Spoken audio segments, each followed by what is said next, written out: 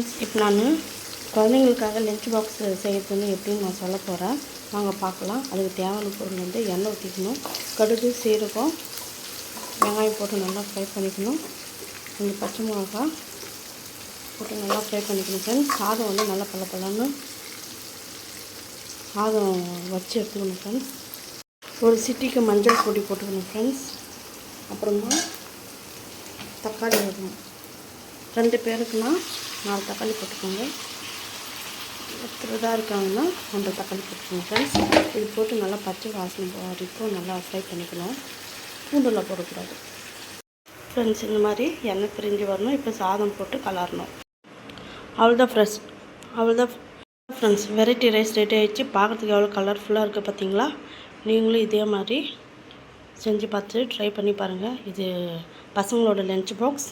மறக்காமல் கமெண்ட்ஸ் பண்ணுங்கள், லைக் பண்ணுங்கள், ஷேர் பண்ணுங்கள், கமெண்ட்ஸ் பண்ணுங்கள். மறக்காமல் சப்ஸ்கிரைப் பண்ணுங்கள். பக்கத்தில் இருக்கிற பெல் ஐக்கானை கிளிக் பண்ணுங்கள். பாய்.